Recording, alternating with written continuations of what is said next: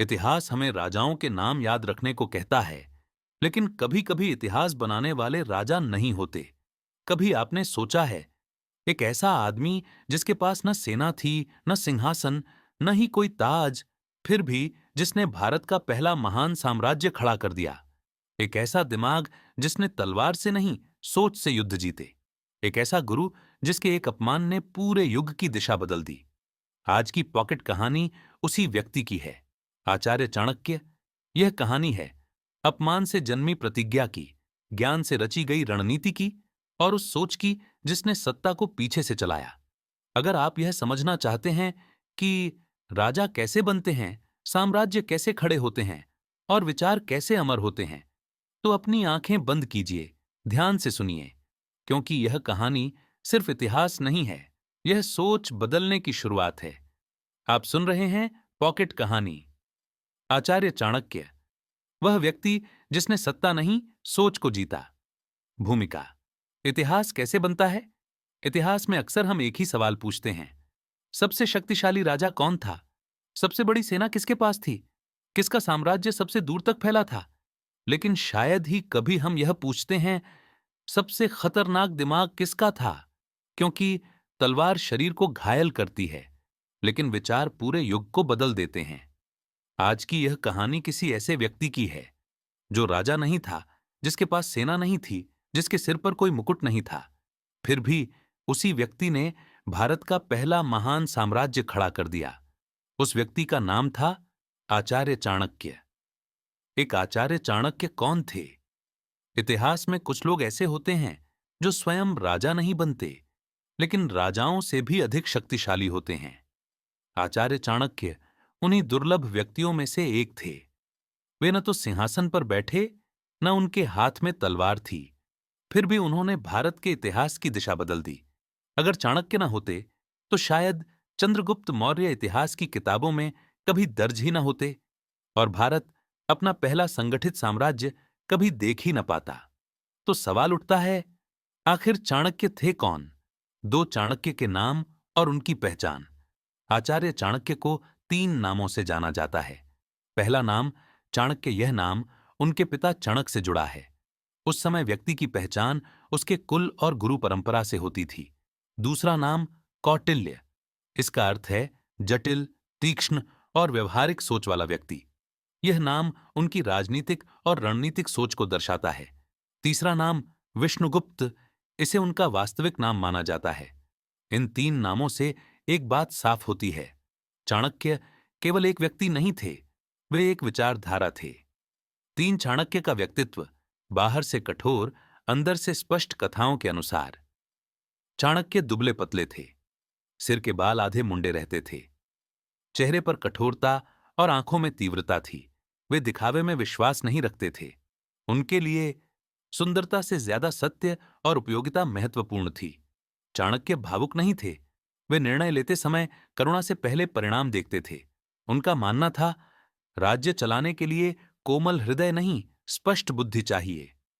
चार तक्षशिला विश्वविद्यालय, जहां राजा नहीं, दिमाग तैयार होते थे। आज जब हम हार्वर्ड, ऑक्सफोर्ड, स्टैनफोर्ड जैसे विश्वविद्यालयों का नाम सुनते हैं तो हमें नेतृत्व, शिक्षा और प्रभाव की तस्वीर दिखती है। लेकिन बहुत कम लोग जानते हैं कि हजारों साल पहले भारत की धरती पर एक ऐसा विश्वविद्यालय था जो उस समय पूरी दुनिया का ज्ञान केंद्र था। उसका नाम था तक्षशिला। तक्षशिला केवल शिक्षा की जगह नहीं थी, ये सोच गढ़ने की प्रयोगशाला थी। यहां राजा पैदा नहीं होते थे, यहां राजा बनने योग्य दिमाग तैयार होते थे। पांच तक्षशिला कहां स्थित थी और क्यों महत्वपूर्ण थी? तक्षशिला प्राचीन भारत के उत्तर पश्चिम में स्थित थी। आज यह क्षेत्र पाकिस्तान के रावलपिंडी के पास माना जाता है। यह स्थान भारत, मध्य एशिया, ईरान और यूनान को जोड़ने वाले मार्ग पर था। इसीलिए अलग अलग देशों के छात्र आते थे, विभिन्न संस्कृतियां मिलती थीं और विचारों का खुला आदान प्रदान होता था। तक्षशिला एक अंतर्राष्ट्रीय विश्वविद्यालय था। छह तक्षशिला में कैसी शिक्षा दी जाती थी? तक्षशिला की सबसे बड़ी विशेषता थी व्यावहारिक शिक्षा। यहां शिक्षा का उद्देश्य सिर्फ ज्ञान देना नहीं था, बल्कि जीवन और शासन के लिए तैयार करना था। यहां छात्र प्रश्न पूछ सकते थे, तर्क कर सकते थे, गुरु से असहमति जता सकते थे। शिक्षा डर से नहीं, संवाद और बुद्धि से चलती थी। 7 तक्षशिला में क्या क्या पढ़ाया जाता था? 1. राजनीति और शासन कला, राज्य कैसे चलाया जाए, राजा का कर्तव्य क्या हो और न्याय कैसे दिया जाए, यह सिखाया जाता था। शासन आदेश देने का नाम नहीं, संतुलन बनाए रखने की कला है। 2. युद्ध नीति और सैन्य विज्ञान, युद्ध को अंतिम विकल्प माना जाता था, सिखाया जाता था। कब युद्ध करना चाहिए, कब युद्ध से बचना चाहिए, शत्रु की कमजोरी कैसे पहचानी जाए, यहां का सिद्धांत था। सबसे बड़ी जीत बिना युद्ध के होती है। 3. अर्थशास्त्र और प्रशासन, राज्य की अर्थव्यवस्था मजबूत न हो तो कोई साम्राज्य टिक नहीं सकता। इसलिए कर प्रणाली, व्यापार नियम, खजाने का प्रबंधन, यहीं से अर्थशास्त्र जैसी महान कृति की नींव पड़ी। 4. मनोविज्ञान और मानव स्वभाव, राज्य इंसानों से बनता है, इसलिए सिखाया जाता था।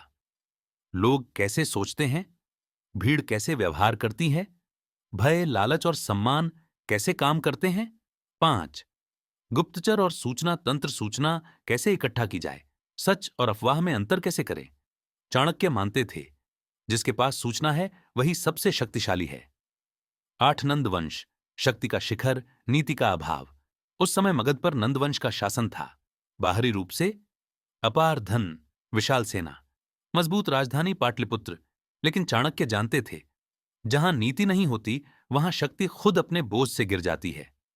राजा धनवान था पर दूरदर्शी नहीं, सत्ता मजबूत थी पर नैतिक नहीं। 9. वह अपमान जिसने इतिहास बदल दिया। चाणक्य दरबार में गए, पद मांगने नहीं, धन मांगने नहीं। वे गए थे राज्य को दिशा देने, लेकिन उनका अपमान हुआ, ज्ञान का अपमान। चाणक्य ने गुस्सा नहीं किया, शोर नहीं मचाया, उन्होंने अपनी शिखा खोल दी। यह संकेत था, अब यह मामला व्यक्तिगत नहीं, ऐतिहासिक है। प्रतिज्ञा, बदले की नहीं, व्यवस्था बदलने की। चाणक्य ने कहा, जिस राज्य में ज्ञान का अपमान होता है उसका अंत निश्चित होता है। उन्होंने प्रतिज्ञा ली, जब तक नंदवंश समाप्त नहीं होगा वे शिखा नहीं बांधेंगे। एक एक चंद्रगुप्त मौर्य, राजा को गढ़ना चाणक्य जानते थे। राजा जन्म से नहीं, प्रशिक्षण से बनता है। उन्होंने चंद्रगुप्त को चुना, सामान्य कुल लेकिन असाधारण क्षमता। उसे सिखाया, सोच, संयम, रणनीति। 1-2 रणनीति का जन्म, युद्ध से पहले जीत चाणक्य का नियम। युद्ध अंतिम उपाय है। रणनीति के स्तंभ, सूचना, जनता, आंतरिक विघटन, सही समय, एक 3 साम्राज्य की स्थापना। राजा नहीं, सिस्टम। नंदवंश गिरा, चंद्रगुप्त राजा बने, लेकिन चाणक्य सत्ता में नहीं बैठे, क्योंकि राजा चेहरा है, व्यवस्था आत्मा है। 14. अर्थशास्त्र, सत्ता का विज्ञान। अर्थशास्त्र, राज्य चलाने की मैन्युअल। मुख्य सिद्धांत, राजा का कर्तव्य, संतुलित कर, गुप्तचर तंत्र, विवेकपूर्ण युद्ध। निष्कर्ष, चाणक्य क्यों अमर हैं?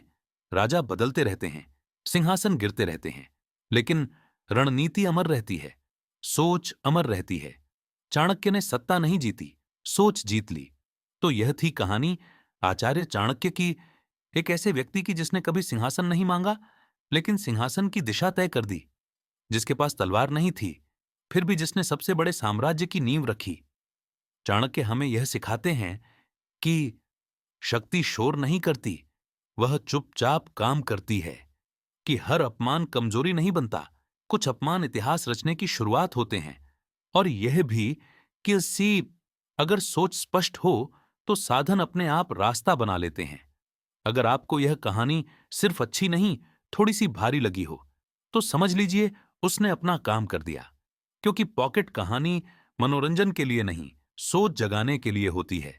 अगर आप आगे सुनना चाहते हैं, चाणक्य की छिपी रणनीतियां, चंद्रगुप्त से अशोक तक की यात्रा, या इतिहास की वे कहानियां जो किताबों में अधूरी रह गईं, तो इस सफर में हमारे साथ जुड़े रहिए।